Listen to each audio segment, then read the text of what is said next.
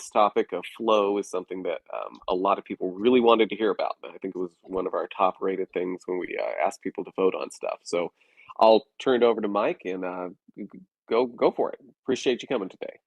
Hey, thanks, Mark. So, like Mark said, we're going to talk about flow, and it's not necessarily flowing water like we have here.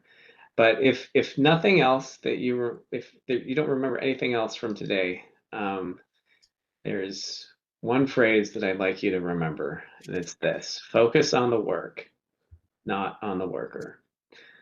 And so the question might be now, like, what does that mean? Like, what is the work? So today, like Mark said, we're going to be talking about focus on flow, which is putting lean principles in action. So when we talk about lean and we talk about flow, what we're often talking about is we want to go from concept to cash, right? So we have some idea, something we want to do or build, but then we want to actually realize that at some point in terms of like actual profit or return. So in order to do that, we want to do this when I started out with, we want to focus on the work, not on the worker. So the work in this case is often what we'll refer to as the flow unit. And the flow unit is something that's going to provide value. So in this case, focusing on flow or focusing on the work is focusing on the value. So what does it mean then to focus on the value? So I'm going to use an example here of a kitchen. So if I'm in a professional kitchen, there's lots of things I could focus on. For example, there are measuring spoons and measuring cups. I could make sure that those devices are maximally utilized, that we're always measuring something to make sure that they are, again, like always in use. Probably less useful, but it's something we could do, something we focus on. We could look at the knives. Knives are more expensive than those measuring instruments and take more maintenance, but like, do we want our knives to be constantly going? Maybe, but maybe that's not exactly where we'd focus. Maybe closer is, okay, well, we're gonna have a bunch of pans. Maybe we wanna make sure those pans are being used effectively. If they are a scarce resource, then potentially that's useful. But again, this isn't still not quite the work, right? It's not the flow unit. The burner, right? We could make sure that, maybe we don't need to have all the pans in flight at the same time, but maybe we want to have all the burners working at any given time. Might be useful. And then we have an array of other instruments, right? And I specifically said focus on the work, not on the worker. Like in the kitchen, we actually have workers. Like, should we focus on them? Should we make sure that they are busy the whole time? Now, some of you might be familiar with this game. This game is called Overcooked. If you've ever played it, it is one of the fastest ways I've found to get me and my kids yelling at each other. And it is fun and also a super great example of how to organize systems and think in terms of kind of a lean flow. In this case, right in the upper left-hand corner, you have orders coming in, and then throughout the area, you have different ingredients and different ways to prepare them, and then you need to eventually assemble them and then deliver them to the customer. So again, it's that idea of like, okay, we have an order, concept, and then we want to get it delivered, which is cash. And so we could say that a delivered dish, right? Like the idea of like all the different things that go into it, we want to make sure that the dish actually delivers. And that in a kitchen is the work, right? A completed dish is the work of the kitchen. If for example, on this particular plate, if everything was there except for the piece of meat, like that would not add any value necessarily. I mean, it could potentially, but it is not what was requested. It wasn't what was ordered. It wasn't the concept that was originally there. And so therefore, is probably going to be unsatisfying to the person who receives the plate if they're missing their meat. So if we take this idea, when is that plate done, right? Because we could say, I'm in the kitchen, and so once it's all plated and it's sitting there ready to go, that's when it's done. But in reality, if I'm looking at the broader system, if it's sitting there and the person who ordered it is still out there at their table waiting, that has not yet actually realized value. So we could think about it in terms of from the time the customer orders to the time that the dish is on the table, right? That could be one potential like flow, when it's done, right? When it actually gets to the table. That being said, we might also expand it, right? So, sometimes we dine alone at a restaurant, but oftentimes we're with other people. So if we're with other people, if I'm at a restaurant, I want to make sure that everybody is eating together, enjoying their meal together, and that we can have conversation. There's often awkward if somebody's meal comes out really late or really early. So in this particular case, we want to go from when the whole party orders to when all the dishes are on the table. And this is partly because in a restaurant setting, we could think of the dishes as the work, and in a certain context they are, and this is part of the nuance here, is like sometimes we're focusing on the dish, but in a restaurant setting, what we're really focused on is the table. The table is the unit that's actually generating the revenue. So really what we want to look at is from when the party is seated until the party leaves. That whole process that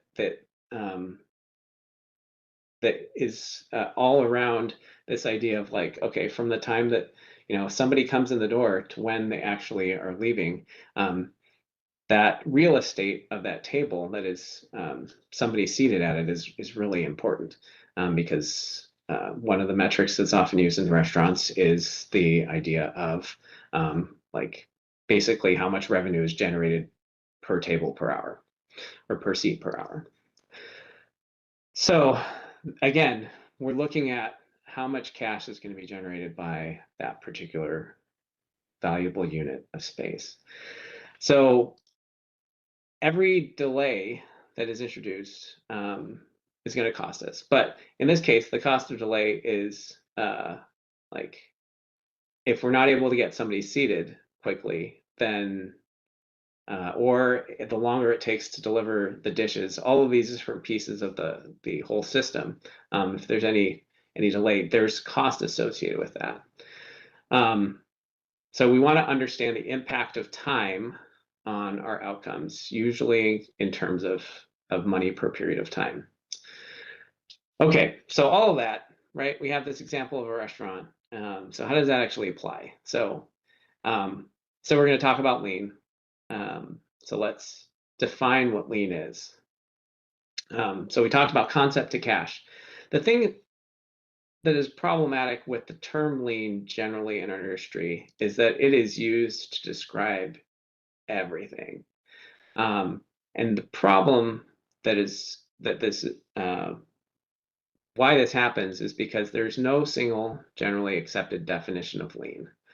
It is what is sometimes referred to as a suitcase word, meaning that people can pack whatever meaning they want inside that particular word. It's so generic that some people will say, "Well, I'm trying to get my process lean," but really what they're talking about is reducing cost, which could be a byproduct of doing some lean things. But again, it's a word that's rife with a lot of for misunderstanding. So the problem with suitcase words is often that you end up with this kind of tautology that everything lean is everything good and everything good is lean. You'll see this with the word agile sometimes as well. It's like, well, like it's agile if I think it's good, and then everything that is good, I'm going to call agile. And the same thing happens with lean. Same thing happens with a lot of different things. So it's not unique here, but it is something to be aware of as you're looking potentially for resources around lean. So I kind of said what it's not. So what is it then? Some people might tell you that it's a Toyota production system, and they wouldn't necessarily be wrong. The Toyota production system is a manifestation of lean, and probably honestly kind of in the opposite direction. Like the word lean came out of the developments within the Toyota production system, um, but it's not the Toyota production system as necessarily. There's lean startup, which again is super valuable. Build, measure, learn, super important. But is that by itself lean? So the thing is that if lean is defined as methods, the use of these methods becomes the goal. And think about this. If lean is defined as the methods, the use of these methods becomes the goal itself. And this is where it becomes problematic, right? So if we think about, I'm going to implement the Toyota production system, and that will make me lean. Well, maybe to a certain degree. I mean, there are many examples of people trying to, like GM, like went to Japan, went to Toyota, observed everything, basically put all of the mechanisms in place, like copying what Toyota was doing, but couldn't quite. They had the methods or kind of some of the details, but they didn't have. They still were not lean. So, so what is lean then? For the purposes of today, again, with all of these potential different ways we can interpret it, the part of lean, at least one of the core parts of lean for me, is this idea of flow efficiency. And the idea of flow efficiency is that we are going to apply the effort and attention of all of our resources onto the flow unit. So instead of, again, focusing on the work, the flow unit, and not on the workers or the resources in this case. So another example, right? We have the kitchen as an example. Another example is a relay race. So in a relay race, we will focus as we watch on the runners. But the real goal, real work, is not to get the runners around the track. It is to get, if we, again, like what we want to do is focus on the work, not the worker. So in this case, the runners are the workers, but the work is the baton. The baton is the thing that needs to actually make it around the track multiple times in order for you to be successful in a relay race. So if we focus on the work, not on the workers, we're going to define lean, again, not completely, but we're going to define lean as attempting to become more flow efficient. And flow efficiency we'll define as value added time divided by the total time. So, so in case like the value added time is time that is like we would call value added time the time that we actually work on something, versus the total time is, say, the clock time, or from the time that we start working on something to the time that it is actually completed. So I'm going to use another example, and this time it's going to be more relevant to software. So if we're looking at flow efficiency, let's say, for example, the example here we'll use is a defect is reported. Let's say by a customer. And so a defect is reported. We're going to say that it's going to take about 30 minutes to like figure out, like come up with some reproducible steps, get it entered into the bug tracking system, and then it's going to go into the system. in our example here, it takes about 30 minutes to do that, and then it's going to go sit in the bug tracking system. Let's say optimistically, like there's a programmer that is kind of tasked with looking at these things. Maybe they're working on something else. Who knows? Or maybe who knows what they're doing, right? But 4 hours later, the bug comes to their attention. They're like, oh, let's go ahead and work on it. So they pull that out of the defect tracking system, and then it takes them about 6 hours to solve whatever problem. Again, we're not going to look at the details of that, but let's say they actually work on it for about 6 hours. It's great. Okay, well, before they deploy it, they want to have it tested, right? This is a particular, we'll say that they have manual testers, and maybe they have some automated tests as well, but in this case, the process is to have a manual tester look at it. So the bug goes into the next state, it waits for a tester. Let's say it takes them about 4 hours to figure out, oh, look, it's something they want to do. They pull it. It takes them about 2 hours to do a manual test. And then we need to deploy it. So they put it back in the queue, and then it's waiting for ops, and ops needs to deploy it. Let's say wait another 4 hours, and then the fix is deployed. And maybe it's a manual process, but it takes about a half hour. So in this case, right, we've had value added time or work time of 9 hours. Whether that's long, whether that's short, who's to know, right? We don't know the details of this, but let's just say it's 9 hours. Now, we also had 12 hours of wait time where the work, again, if we're focusing on the work and watching the work go from station to station and from person to person, the work, for cameras on the work, the camera was just sitting there watching the work sit for 12 hours while it was while the camera was on the work for 9 hours. It was actually getting worked on. So what we can do is say, okay, we have 9 hours, and then we have 12 hours plus 9 hours, and what we end up with 53 or 43%. Is that good? Is that bad? Can we really measure this? Oftentimes, that's a whole nother discussion, but we're just using this for illustrative purposes. So let's say realistically, right? Like we didn't work continuously, like we did not have people continuously working for all of that 9 plus 12 hours. And if we're really saying what we want to look at is clock time, we also have overnight to take into account. And in this case, because of the delays and the waiting time, we're going to have to go overnight twice, which is going to make it even more costly.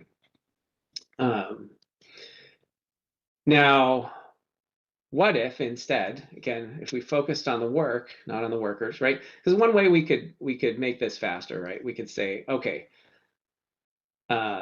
developer, you need to, get twice as fast. You need to get that done in 3 hours instead of 6 hours. Well, that's not going to demonstrably change the overall time that it's going to be actually that it's going to take to actually get it out. And again, this is part of why we often focus on the wrong things.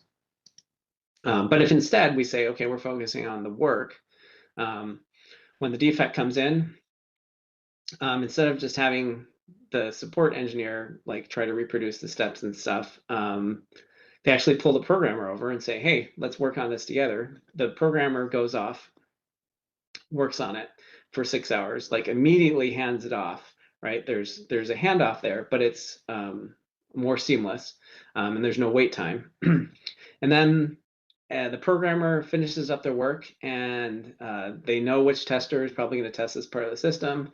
They go try to find them, and they're like, oh, well, this tester's in a meeting. So I'm going to, again, like if I'm worried about my efficiency, like how much I'm working, I'm going to go and start working on something else, which means that I'm maybe going to forget, I'm going to lose track of this particular work. But instead, if I say, I'm just going to sit outside the, if we were in person, I'm going to sit outside the meeting and wait for them to come out, or give myself a reminder or chat them or whatever, so they know when they get out of the meeting that that it's ready to go. Then we're going to just maybe say it's a half hour, right? Still takes 2 hours to fix, half hour to, again, ops is maybe in some other meeting, we need to wait a half hour. So again, we've reduced the amount of wait time considerably by just again, focusing on the work, having the work move through, as opposed to worrying about like, well, I don't want to interrupt this person, or I don't want to like make them less efficient. I want to make sure that the work is efficiently flowing through the system. And so in this case, we're at like 90% flow efficiency, which is cool.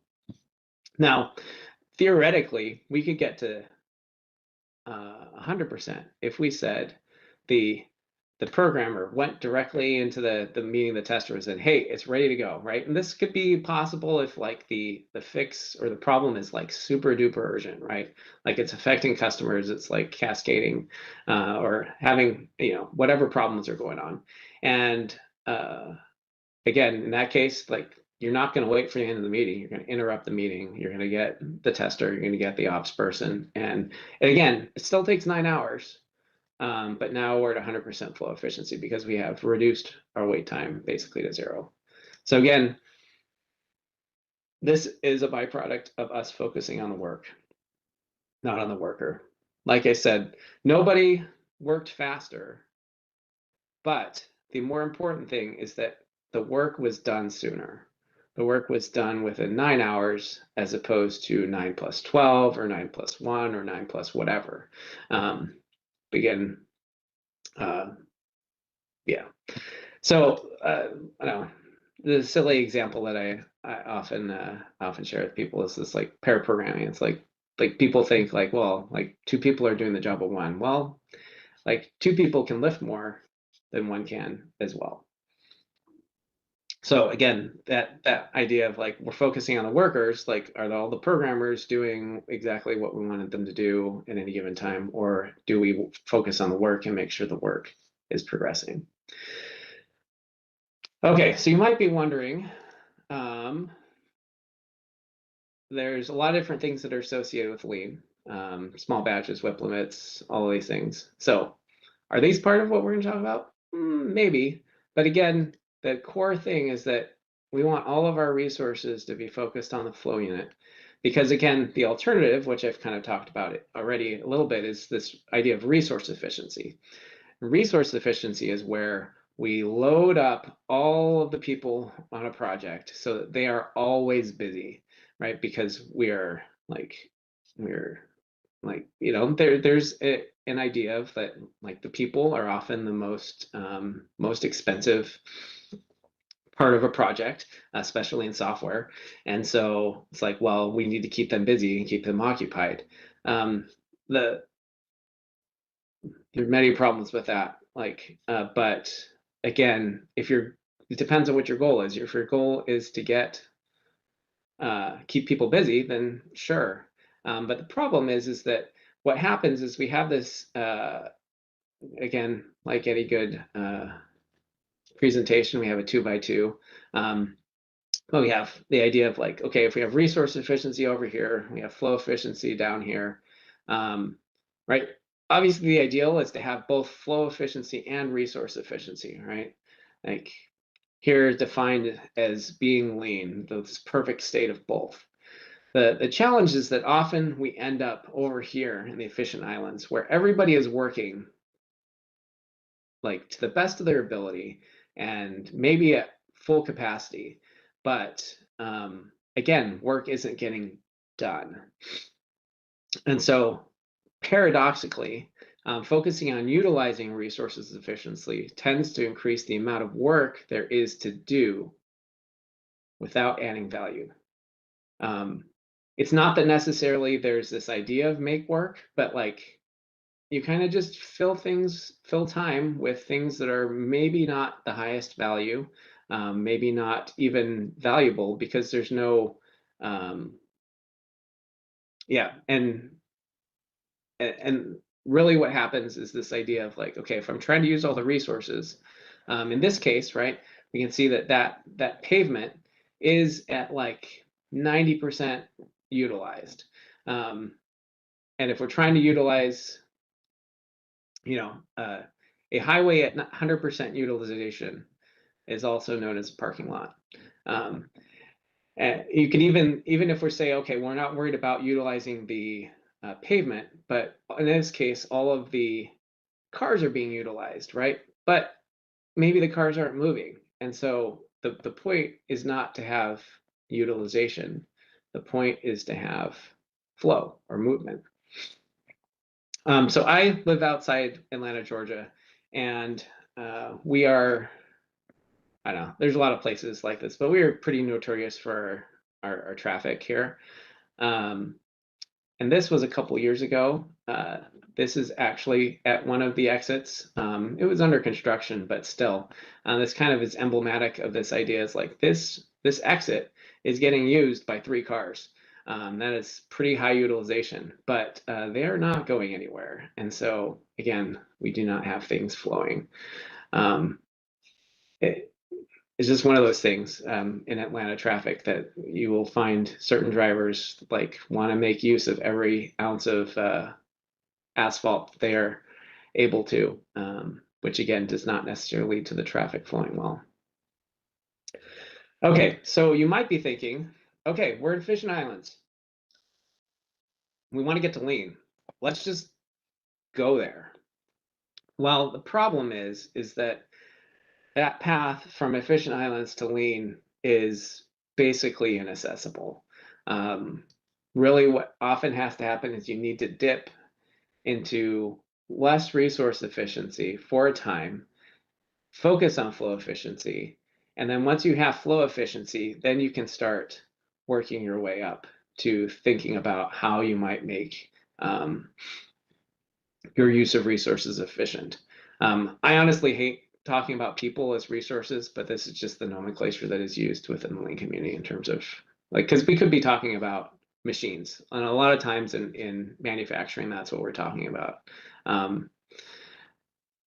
So how do we do that? How do we, if we're saying, okay, well, we're going to reduce resource efficiency, we still need to figure out how we're going to move right here. We're going to move at least to the efficient ocean to where we're more flow efficient. So there are a lot of different tools that you can use. One I'm going to focus on today is eliminating waste. And so there are 7 wastes defined in lean manufacturing circles, and we are going to look at what the software equivalent of each of those might be. So we're going to start with these 7 wastes, and these come from the Poppendix book, Lean Software Development and Agile Toolkit, which I actually have a copy right here. It is an excellent book, and again, gives you many, many more tools than what we're going to talk about today. So number 1 is partially done work.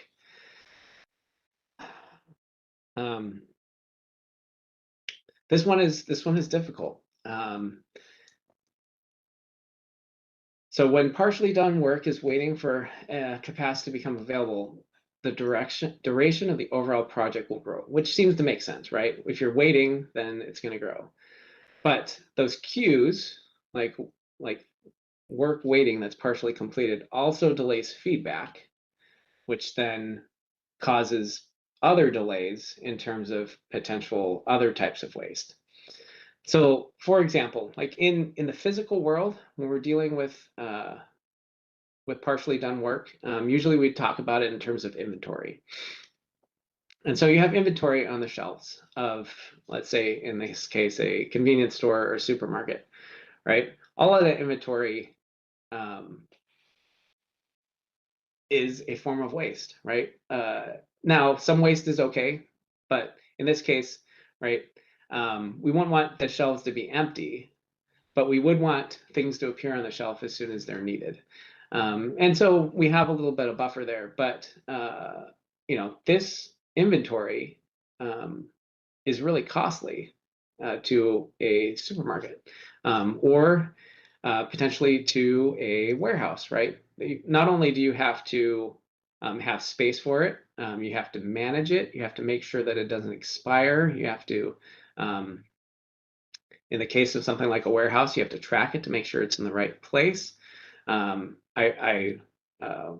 Many years ago, had a summer job working at a warehouse where they managed faucet parts, and they had to basically on the daily my job was to compile lists of what the current software thought was in the inventory so that people could go out and actually check on the inventory to make sure that they had accurate numbers. Because again, and not only do you have to track it in terms of like know where it is, but also you need to know how much there is.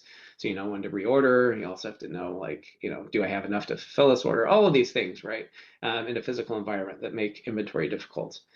In a software system, or a system that's producing software, there are lots of different types of partially done work, right? You could say anytime you've written any documentation for something that hasn't yet been coded, that is partially done work, right? Anytime you have code on a branch that hasn't been synchronized, that hasn't been integrated, that is partially done work. Code that hasn't been tested, either automated or manual or however you want to need to test your code. If documentation is necessary, right? That's also partially done work if you don't have it documented. And the big thing, right, is if the code isn't actually even deployed, right? Up until it's deployed, it's still partially done work. And so you have all of these places where you could have partially done work in your system. So the main way you can fight this is by limiting your work in process, by limiting your WIP. It's like the thing is that it's really easy when something gets stuck to be like, especially in a information system like we have, the inventory is essentially invisible.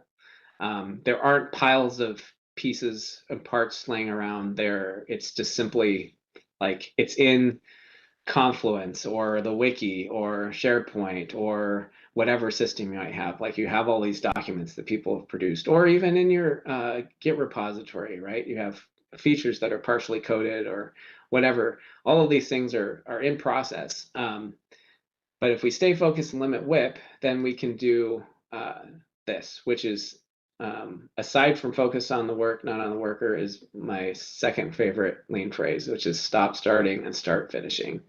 If we simply do that, if we say what is closest to being done, and focus on that and actually get it done, that has enormous value in terms of allowing us to actually realize value in terms of potentially revenue, as well as potentially feedback, right? Those are two different ways we can see value. Now, simply trying to limit WIP can be very difficult, especially in a system where WIP is potentially run rampant. And again, by WIP, and this is could be a whole nother topic, but like WIP is anything that has started that hasn't finished yet. So sometimes people think of WIP or work in process as the things that are currently like have somebody assigned to them that's working on them. In this case, we're saying anything that's started that hasn't finished is work in process. So if somebody's written a document about it, or again, you can have, like we talked about in the kitchen example, different timeframes that you're monitoring for WIP. But if you're just looking at like, hey, we've given something to the developers to when it's deployed, let's say for an example, anything that has been started to work on or has any code written, like that's in process, even if nobody's currently working on it. Maybe it got set aside for something else, but it's still the work. Again, the work is in process, even if the workers aren't working on it. That being said, with that definition of WIP, again, if you like limiting WIP can be super powerful, but it can be super hard, and is if that is used as the metric or the goal that you're looking at, oftentimes WIP will start to hide. And so the metric that is often more useful to look at this point, if you're in a unbounded system to start out, is to focus on aging WIP. So meaning look at the things that have been in process the longest, the things that started the longest ago, and seeing, hey, should we, again, thinking about it as inventory, should we actually deliver this to a customer? Should we finish it up, do the last couple steps and get it out the door? Or maybe this inventory has expired and needs to be needs to be disposed of in some way, whatever that looks like. So again, if you focus on that older WIP, then that can help start to manage that partially done work. Okay, so number one is partially done work. Number two is extra features. This one isn't nearly as complicated or controversial, I guess, maybe, but you know, we've all experienced feature creep. Mostly, you just, you know, there's a matter of discipline, like shipping something, getting feedback, seeing actually people use it. Donald Ryerson says this: if there isn't a clear and present economic need for the feature, it should not be developed. This one is a hard one because we often are in systems where there are people with ideas about what is going to be great and what is important, and it is hard to forecast in the future what economic need there might be for a particular feature or not. But if we use that economic need filter, it can help us to better figure out what types of features we should be building. Okay, so that's the second one. Third one is relearning. So relearning can be focused on, okay, well, we learned something, but then we didn't write it down, and then so somebody's going to have to go relearn it. And so one aspect of preventing the waste of relearning is to document things, right? The problem is that documentation often goes into a binder on a shelf somewhere, either physically or, you know, again, in Confluence or something like that, and then is never looked at again. The thing is that that with documentation, I really like this phrase that I found around documentation, right? So this whole idea of relearning is rediscovering something we once knew and have forgotten. The problem with our documentation often is that it is often too verbose and far less rigorous than it needs to be. So the problem is we don't find a lot of value in the documentation, but we feel like we should, and so we put minimal effort into it, in which case we often tell too much or not the right things in our documentation, nor is it as it ends up being less useful, which leads to us not doing any documentation. Now, I'm on the camp of like very minimal documentation on most things, so figuring out the right things to document is really important to me because it is important to not have to continually relearn things. The more dangerous part of relearning that can happen is that we ignore it, right? So the previous one is like there's something we figured out and we've lost the handle on it. A lot of times people do know it, and we don't bring those people in terms of helping to make sure that we have all the knowledge in the room that we need. So people know things in our organizations, but we don't engage them in the process. And I would argue that this is even more serious than losing track of the knowledge that we've generated, is to not use the knowledge that we actually do know that we have. One of the techniques that I have used in my career over the last, I guess at this point, about 12 years, is using mob or ensemble programming. This is defined as like getting all the brilliant people in the same room working on the same thing, and in this case in mob programming on the same computer. It's often referred to now as ensemble programming as well, but you can find resources on mob or ensemble programming. Even if we were to use pair programming techniques, that could also help us in a lot of ways in terms of getting more diverse viewpoints and more knowledge that we don't have to relearn. Okay, so the next thing is handoffs. So this is another form of waste. This one, I don't know. I mean, we make up silly games that demonstrate this, right? Like we have the game of telephone where like, okay, one person whispers something to the next person, they whisper it down the line, and we figure out how the message gets corrupted as it gets handed off between people. If you ever played Telestrations, this is kind of a fun, I take on the same type of thing where you get a prompt and you draw something, and then the next person has to take the drawing and write what they think it is. So the next person then has that prompt for their next drawing, and then eventually, again, the signal degrades over time and gets corrupted. And one more example is there's often this game you can play where essentially you sit back to back and you try to describe even a drawing to somebody and have them draw it, and then just kind of see how that turns out. But all of these things, again, have this idea of like we are in our own silos and we are needing to communicate, and which again is hard and is often necessary, but like transferring like context and knowledge can be difficult.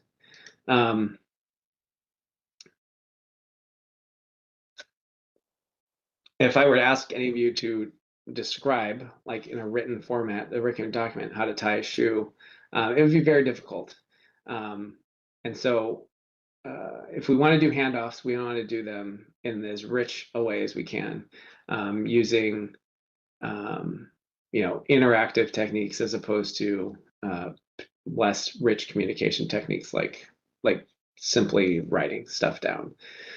Because what often happens is that we can, even when we're talking, we might get to where we all say that we agree, but we all have different mental models in our heads.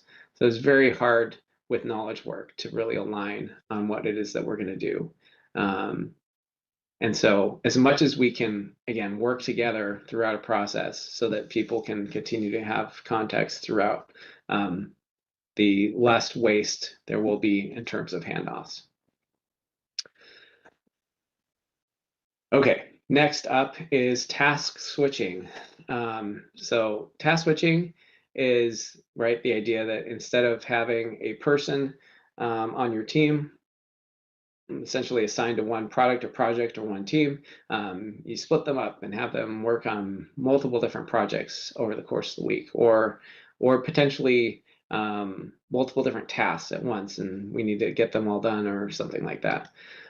This is obviously a exaggerated version of this, whereas if you say, I'm going to work on task A and get that done, and then task B and get that done, task C and get that done, you get those done within 3 weeks in this case. And then, but if I say, well, I'm going to have to incur some cost of switching, then that extends it for another week because I'm trying to interleave things.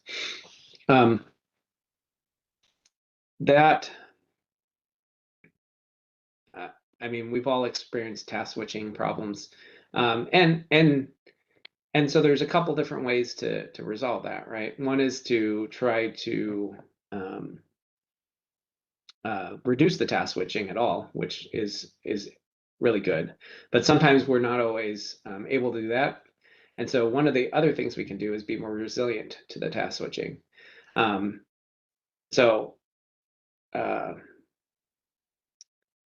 I'm a software engineer, and there have been over the years many different people talk about like not interrupting programmers and how that like breaks their mental model and all these things, to the point where there was a Dilbert a few years ago that basically said, do you have a minute? It's like, I don't have the 15 minutes it would take to get back in the coding zone after your interruption.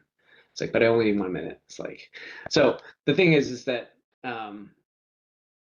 that 1 minute interruption actually causes 15 or 16 minutes of interruption because of the loss of context.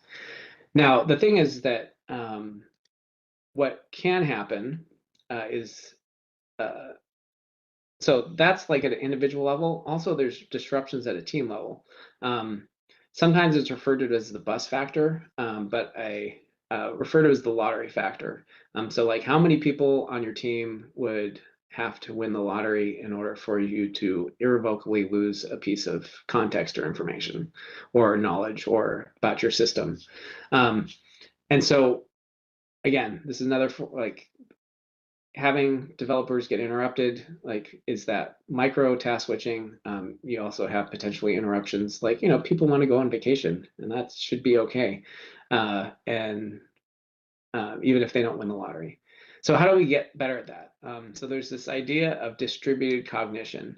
And this is often, I don't know a whole lot about this field, but it is related, again, back to that mob or ensemble programming, that if we're working together on a problem, then no one of us maybe has all of the information, but we all have enough of the information to keep it moving forward. So again, just like I said before, right, you could have distributed cognition in all of these people. You could also, again, externalize some of that in terms of like sticky notes or documents on the computer. All of those things help in terms of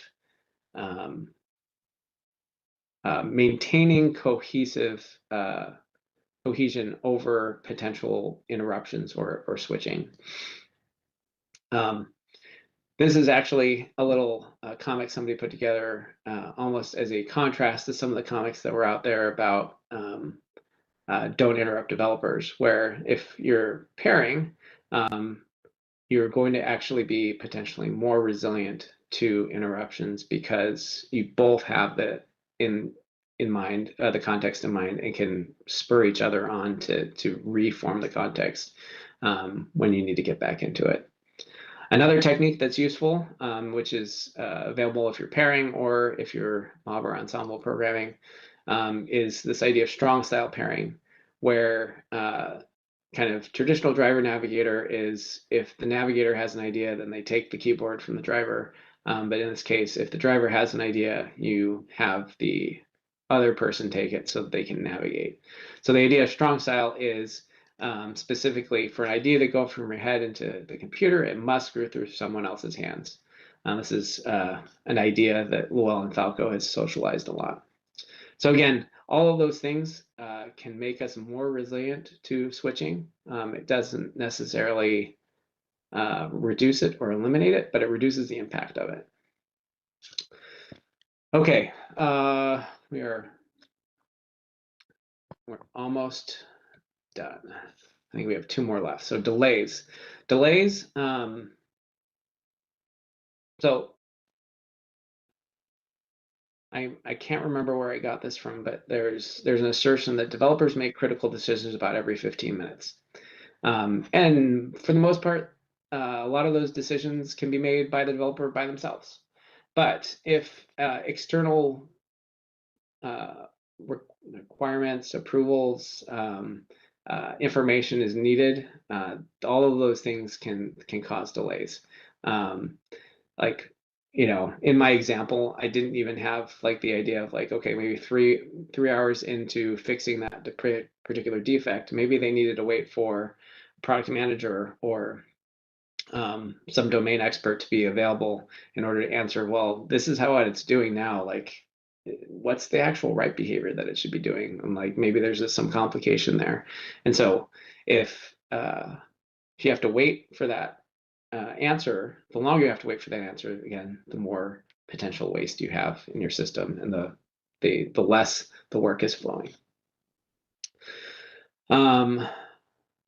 Right, but this also could be any sort of delay, right? It could be, in this case, like number 4 is like code to pass the test, right? If the test suite is taking a long time, that's also wait. If the build takes a long time, that's a long time to wait. If the pipeline takes a long time to deploy, there's all waiting times and all things that we can work on in terms of reducing waste.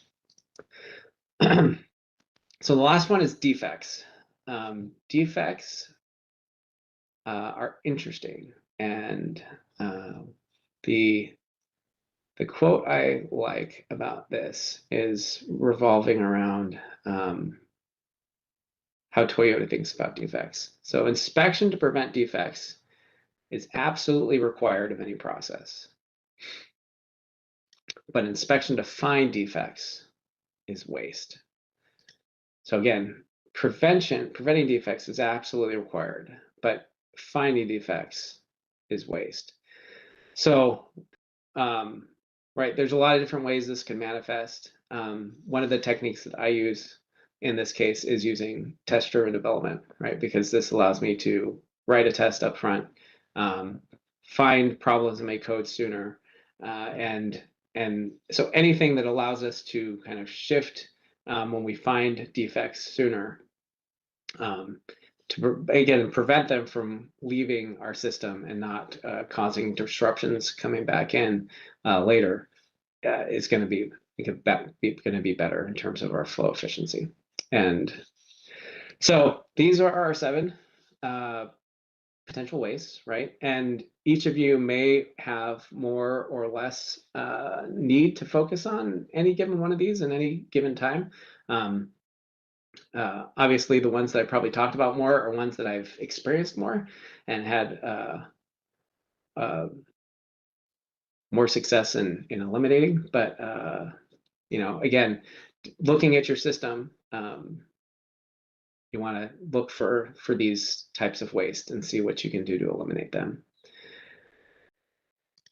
Okay, so we said lean is focused on flow efficiency. So let's go back and answer that question. What is lean then? Right? We talked about lean as this high flow efficient and high resource efficient state, and that pursuing that flow efficient state is the goal, right? Now, I'm just gonna there's a story of this man named Uwe-san that was from Toyota, a manager at Toyota, that went and was invited to go and see a European engineering company. They gave him a tour and showed him all the things they were doing that was so awesome. And they kept waiting for him to say, "Oh, that's great, that's great." And so at the end, they said, "We have shown you the whole factory and told you about all our work on lean, which we're very proud of. We were wondering now if you consider this to be world-class lean," right? Because they're like trying to get the approval of this guy from Toyota. And so his answer was short, to the point. He said, "It is impossible for me to say. I wasn't here yesterday." So a large component of lean, what we've talked about today is kind of like setting that North Star. The component of lean is this idea of continuous improvement, of like continuously finding new ways to potentially reduce waste or become more flow efficient using other techniques that we haven't talked about today. So I would encourage you to stop starting and start finishing. Having a bunch of projects in flight might sound exciting, might make things seem busy, but will inevitably lead to delays across all the projects that are in process. So stop starting and start finishing. And again, like I started, focus on the work, not on the worker. And if there are any questions,